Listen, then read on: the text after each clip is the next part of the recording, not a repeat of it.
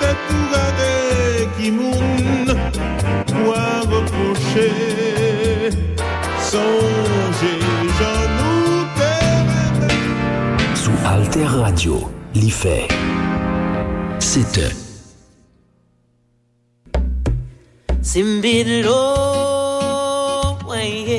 Bonjour, ici Malou Beauvoir sur Alter Radio. Alter Radio, l'idée frais.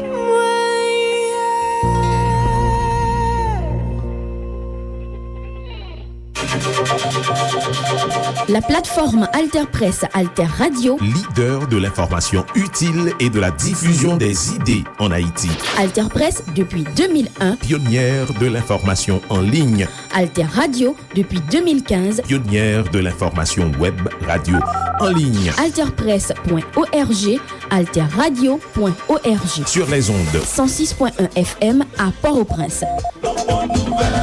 La plateforme Alter Press Alter Radio pour l'émergence d'une population bien informée. Bien informée. La plateforme Alter Press Alter Radio, leader de l'information utile et de la diffusion des idées en Haïti.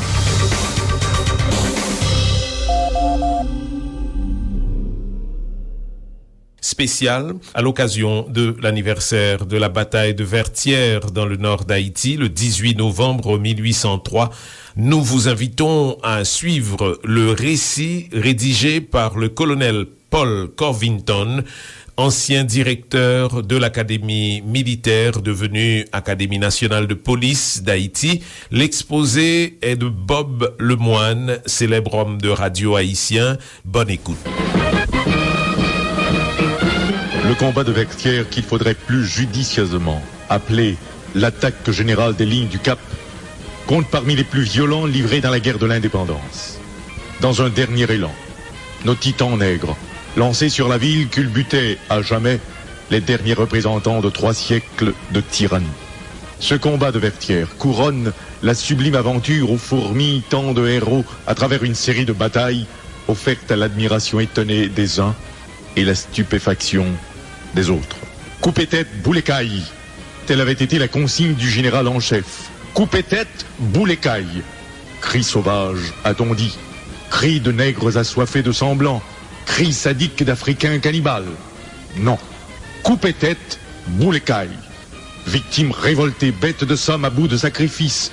La chair noire trop souvent dévorée par les chiens, trop souvent crucifiée, trop souvent jetée en requin. Coupez tête, boule écaille. Nouvelle méthode de guerre inaugurée par un grand général.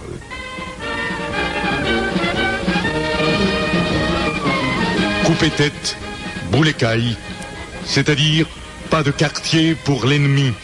Attaquez-le en ligne de bataille, dans ses retranchements, dans ses centres de production, détruisez-le partout. Faites sauter ses munitions, pillez ses convois, incendiez ses ravitaillements.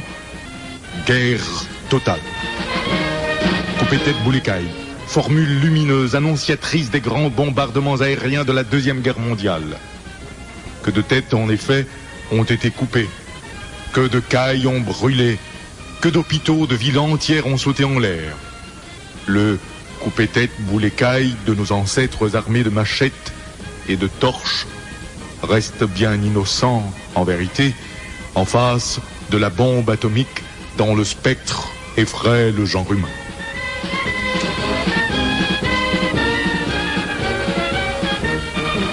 Dessalines arrive aux Mornes Rouges le 15 novembre 1803. Il installe son quartier général à Vaudreuil sur l'habitation Lenormand. Il a décidé d'en finir. L'ennemi, bousculé, joue sa dernière carte. Aucun renfort, aucun approvisionnement ne peut lui parvenir car les voies de communication avec Santo Domingo sont coupées et les Anglais sillonnent la mer au large du Cap. Une troupe privée de ses communications et de son ravitaillement est perdue. Rochambeau s'en rend compte. Mais encore confiant dans les ouvrages de défense de la ville, il espère pouvoir tenir jusqu'à ce que la marine française arrive à percer la flotte anglaise pour rentrer au Cap. En effet, le plan de défense du Cap est de très haute valeur. C'est toute une ceinture de fortifications qui bloque l'accès de la ville. En partant du nord-est, On rencontre d'abord le retranchement du bourg de la Petite-Anse. Armé de 8 canons, il barre la route de l'Est et couvre la plaine. Plus au nord, la batterie circulaire, la batterie du Mort, la batterie Saint-Joseph ainsi que le fort Picolet défendent l'entrée de la rade.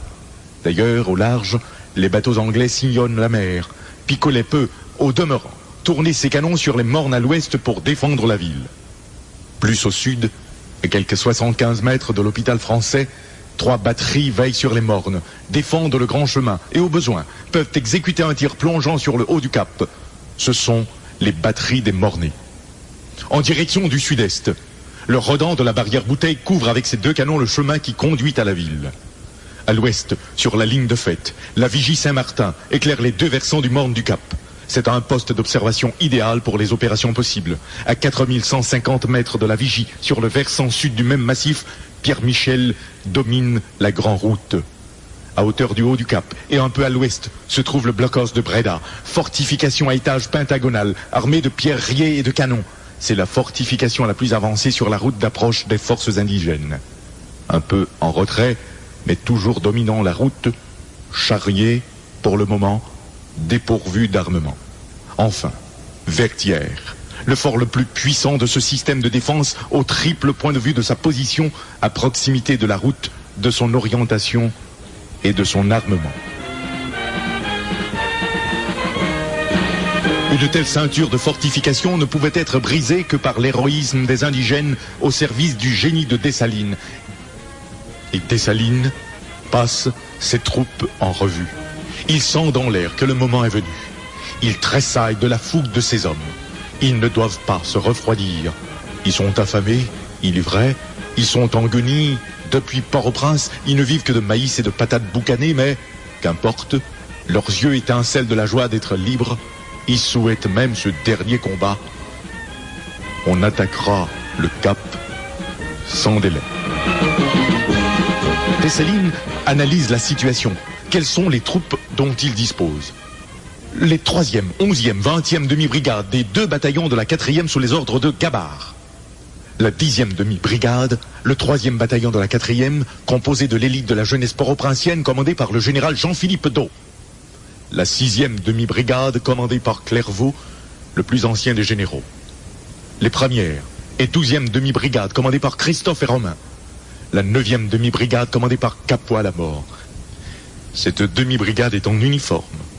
Les hommes s'étaient emparés d'un dépôt français à l'île de la Tortue. Les 21e, 22e, 24e commandés par Cangé. Ces troupes étaient aussi en uniforme. Les hommes s'étaient approvisionnés aux cailles. Les 14e et 17e commandés par Vernet. Les dragons de l'Artibonite, commandés par le colonel Charlotin Marcadieu, assistés des chefs d'escadron Paul Pron et Bastien, y font partie de la réserve. Au total, 27 000 hommes.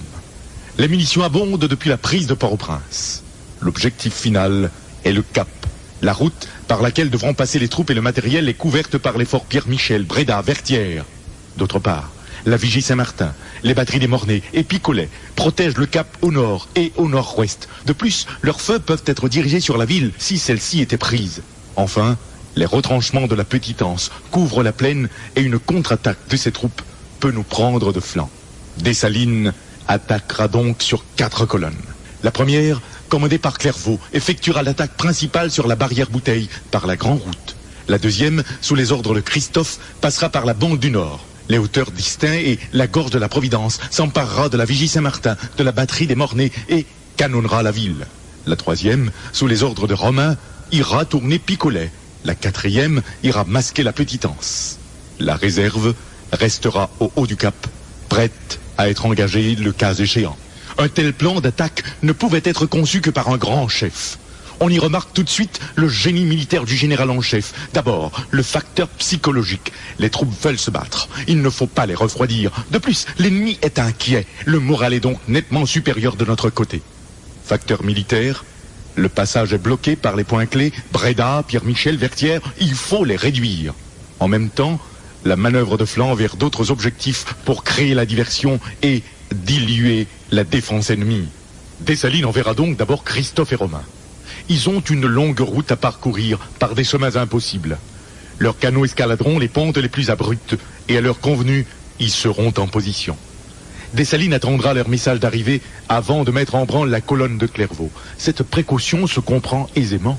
La vigie, la batterie des Mornais convergent leurs feux plongeant sur la route. Il faut donc, avant d'engager l'attaque principale, s'assurer que ces points de défense sont réduits. De plus, ces deux fronts, ouverts quelques heures avant l'attaque principale, vont attirer la réserve du Cap au nord et au nord-ouest. Le 17 novembre 1803, Christophe annonce qu'il est en position. Il a enlevé la vigie Saint-Martin et la batterie des Mornais. Romain campe en face de Picolet et s'apprête à prendre ce fort d'assaut. Le message de Cangé est catégorique. Elles font des tentatives de sortie vite contenues. Dessalines fait alors une reconnaissance du blockhaus de Bréda. Pourquoi va-t-il personnellement inspecter les alentours de cette fortification? Bréda est le premier obstacle à vaincre. Il faut le canonner d'importance. Il faut vérifier ses ouvrages pour mieux déterminer ses points faibles. La reconnaissance personnelle du terrain est essentielle au chef militaire. Dessalines le sait. Il arrive si près du blockhaus que les Français le reçoivent à coups de mitraille. Il pique son cheval fringant et rentre sain et sauf. Quelle imprudence. Il aurait pu si facilement se faire tuer. Oui, mais il existe des gestes qui sont l'apanage des grands. Qui peut oublier Bonaparte au pont d'Arcole? Le métier de chef compte des risques qu'il faut prendre sous peine d'abdication. Dessalines retourne à son quartier général. Il décide de faire exécuter un feu d'artillerie sur Bréda pour couvrir l'avance de la colonne de Clairvaux. Conception tactique inscrite dans tous les manuels militaires modernes. Dans la nuit du 17 au 18 novembre, Clairvaux fait dresser une batterie à 200 toises du fort Bréda. Cette batterie se compose d'un obusier de 6 pouces, d'une pièce de 4 et d'une pièce de 8. Les généraux Thot et Gabard sont mandés à son quartier général et reçoivent le commandement de la réserve composée de leurs troupes, les 3e, 10e, 11e et 20e demi-brigades, et 3 bataillons de la 4e demi-brigade auxquels s'ajoutent les dragons de l'Artibonite sous les ordres de Marcadieu, et toute la jeunesse de Port-au-Prince qui, à défaut de connaissance technique du métier des armes, allait donner la mesure de son ardent désir de vivre libre.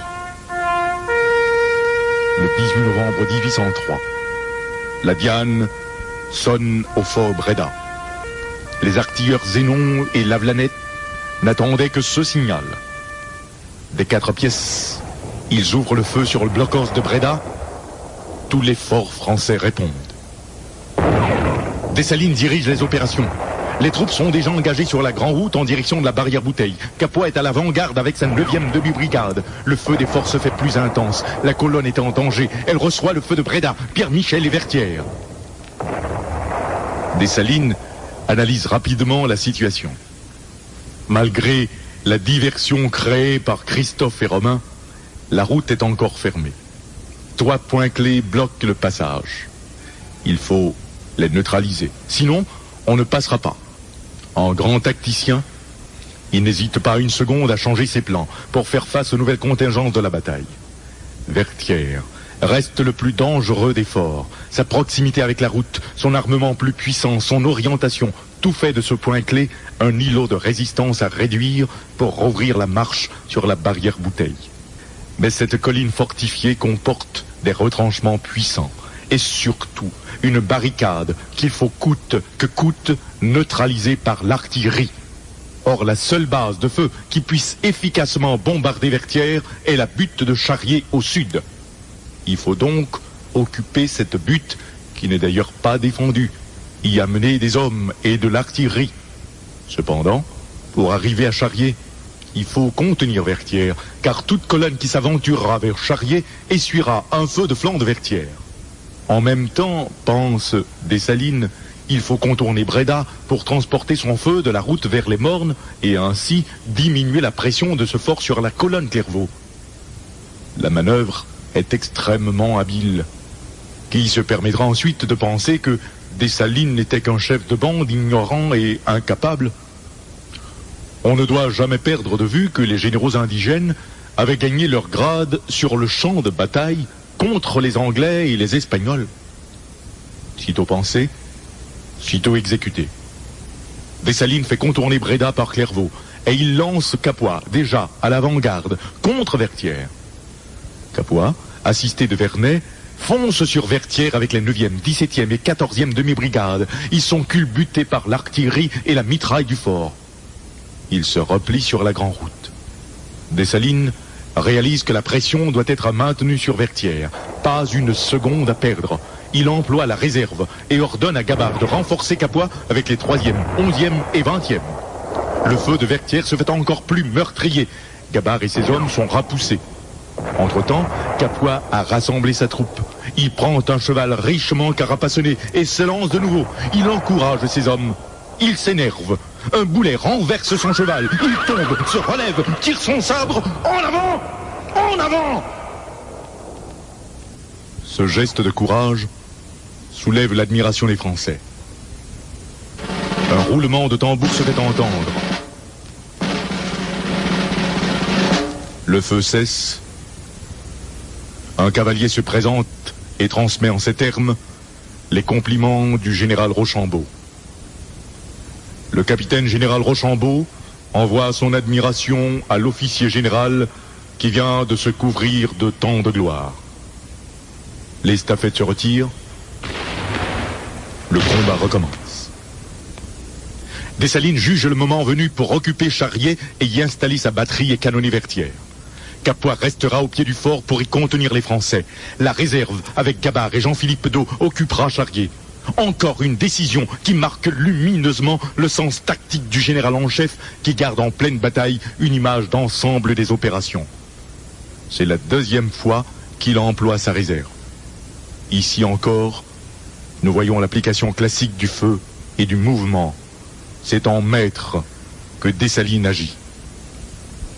La nouvelle base de feu est enfin établie. Charrier canonne Vertières.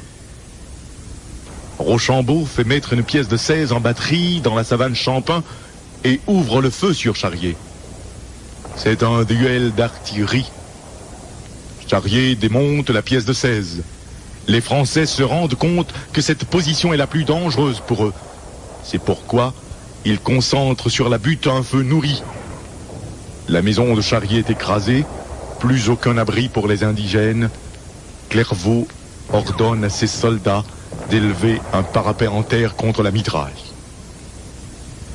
Le général Deau sort aussitôt des rangs et trace avec la pointe d'une baïonnette la ligne des retranchements sous les milliers de balles qui pleuvent autour de lui. En moins d'1 heure, les travaux de retranchement sont achevés. Charrier canonne sérieusement Vertières. La maison crénelée de Vertières saute. Devant la pression sur Vertières, les Français sortent du fort avec 2 pièces de canon et tentent une contre-attaque par la route pour prendre de flanc Capua et enlever Charrier. Jean-Philippe Deau descend de Charrier à la tête de ses hommes pour les combattre. Il est repoussé par un bataillon français. Dessalines analyse la situation. Le désordre qui règne au fort de Vertières peut favoriser la marche vers la barrière Bouteille par la grande route. Cependant, le bataillon français hors du fort le gêne. Il faut le repousser dans l'enceinte de Vertières. Il décide donc de le charger avec sa cavalerie. Ici encore, nous voyons l'emploi judicieux que le général en chef fait de sa réserve. Il l'emploie à bon escient pour renforcer les points critiques et amorcer une nouvelle manœuvre. Il appelle donc Paul Pron, le commandant d'escadron de cavalerie en réserve, et lui dit: Paul Pron, il faut que dans quelques minutes, il n'y ait pas un seul blanc hors du fort ou que j'apprenne ta mort. Paul Pron, au son des clairons, charge les Français. Ceux-ci demeurent inébranlables. La première ligne, genoux à terre, et les 2 autres lignes debout font feu. Les cavaliers de Paul Pron sont arrêtés. Par intervalles, les rangs français s'ouvrent et les 2 canons font une trouée parmi les cavaliers. Rien n'y fait. Les brèches sont colmatées. Paul Pron rallie ses hommes, fonce à nouveau, cette fois avec une telle impétuosité que les Français sont refoulés dans le fort. Paul Pron les poursuit. Les sabres pénètrent dans les fossés et se fait tuer. Sa cavalerie se replie et rentre au quartier général avec le corps de son chef. Soudain, les indigènes reçoivent un feu d'artillerie venant du flanc droit. Les boulets crèvent les rangs. C'est un canon français, placé sur un bac, sur la rivière du Haut du Cap, qui tire sur eux. Cette manœuvre française a pour but de diminuer la pression exercée sur Vertières en attirant les feux sur un autre front. Elle a aussi un but psychologique, créer la pagaille dans les rangs indigènes en les atteignant par surprise, presque par derrière. Rien n'y fait. L'élan est trop fort et cette tentative avorte. Une bonne fusillade sur le bac et celui-ci disparaît. Les Français se battent aussi avec courage et Rochambeau ne perd pas une seconde la physionomie tactique du déroulement des opérations. Entre Dessalines et lui, tous les deux grands tacticiens, c'est une savante partie d'échecs qui se joue. C'est à qui présentera le premier la fissure par laquelle l'adversaire plongera dans son sein la pointe mortelle.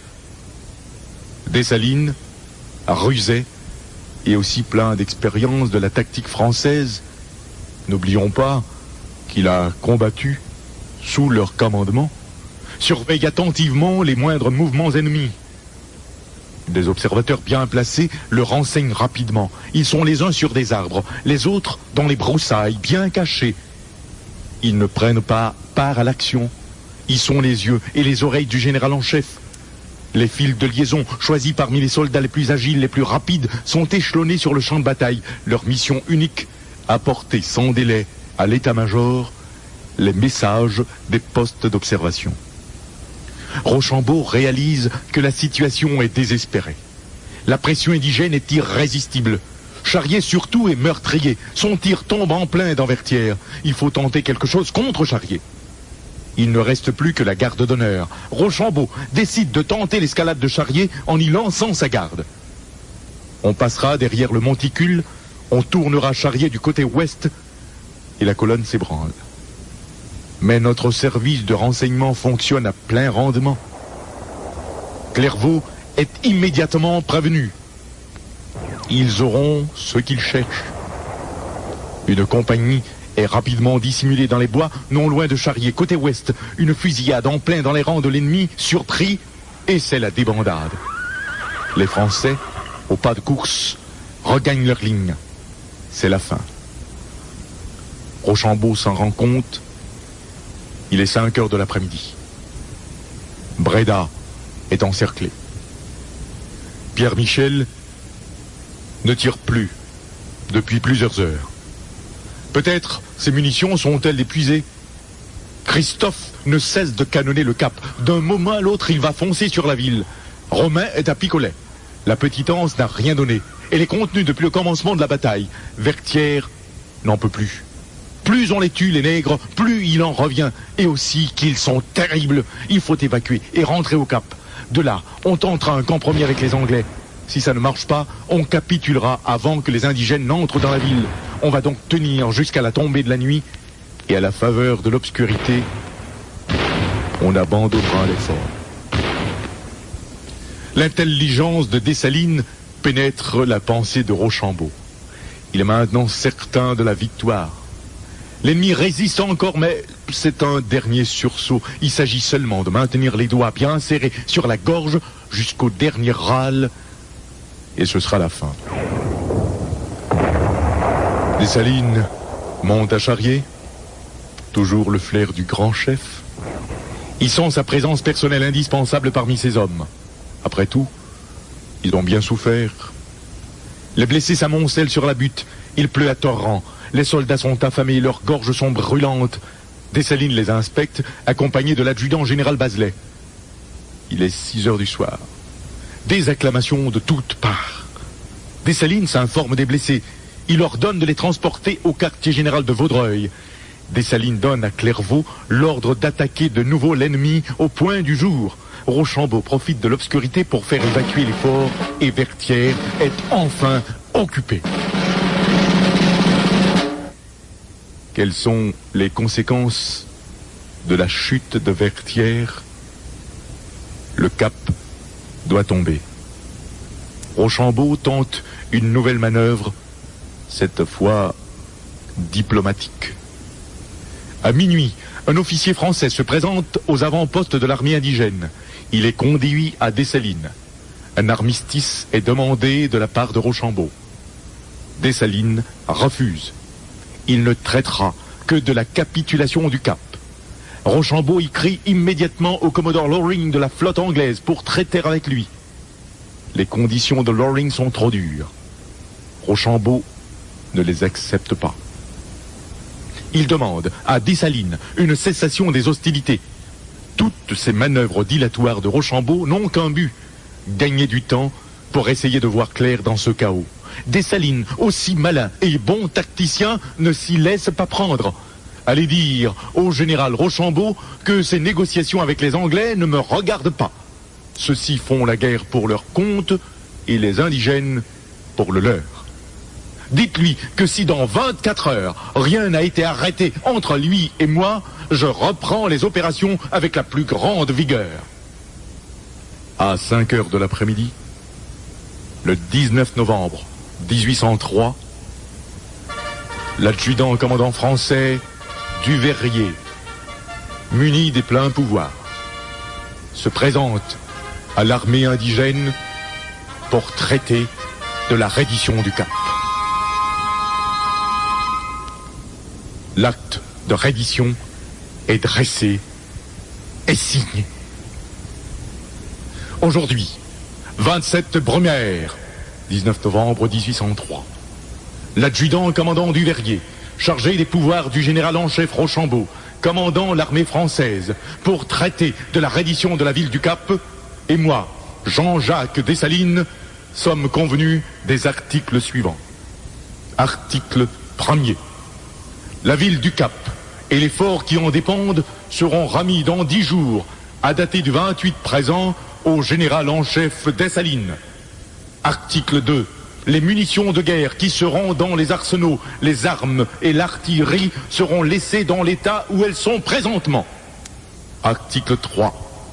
Tous les vaisseaux de guerre et autres qui seront jugés nécessaires par le général Rochambeau, tant pour le transport des troupes et des habitants que pour l'évacuation, seront libres de sortir au jour nommé. Article 4. Les officiers militaires et civils, les troupes composant la garnison du Cap, sortiront avec les honneurs de la guerre, emportant leurs armes et les effets appartenant à leur demi-brigade. Article 5. Les malades et blessés hors d'état d'être transportés sont traités dans les hôpitaux jusqu'à leur guérison. Ils seront spécialement recommandés à l'humanité du général Dessalines. Article 6.